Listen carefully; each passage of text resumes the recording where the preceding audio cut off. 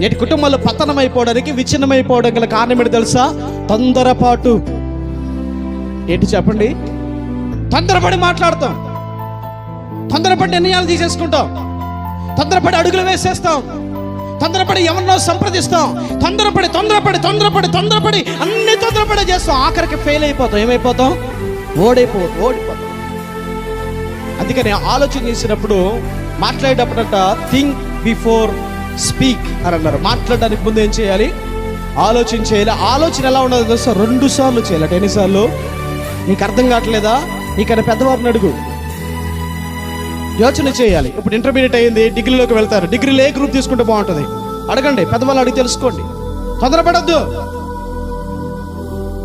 Intermediate fail అయ్యావా?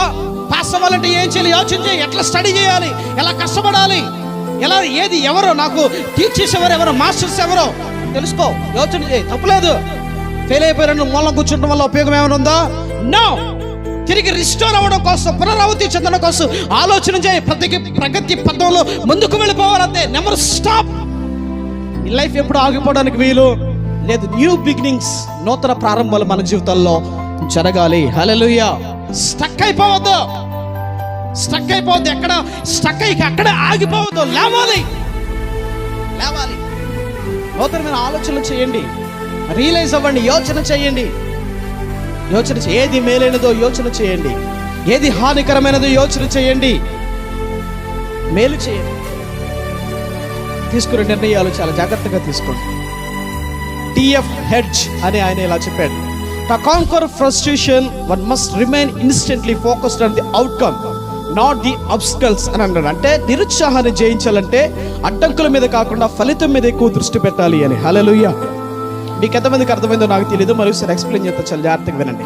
Hedge అనేటువంటి ఆయన ఇలా చెప్పాడు. అంటే నిరుత్సాహాన్ని మనం జయించాలి అంటే అడ్డంకుల మీద కాకుండా ఫలితం మీద ఎక్కడ పెట్టాలి? దృష్టి పెట్టాలి. ఫలితం మీద దృష్టి పెట్టాలి. దాన్నే యోచన చేయడం అంటారు. అడ్డంకులో స్టక్ అయిపోకూడదు. ఈ అడ్డంకి ఎందుకు వచ్చిందో ఎక్కడైనా చేయించలేనేమో, దీని నుంచి బయటికి రాలేమో అనుకోకూడదు. యోచన చేయడం అంటే ఏంటి తెలుసా? అడ్డంకుల మీద కాకుండా ఎక్కడ పెట్టాలి? ఫలితం మీద ఫోకస్ పెట్టాలి. అది ఫలితం మీద ఫోకస్ పెట్టాలి. దాన్ని యోచన చేయడం అంటారు.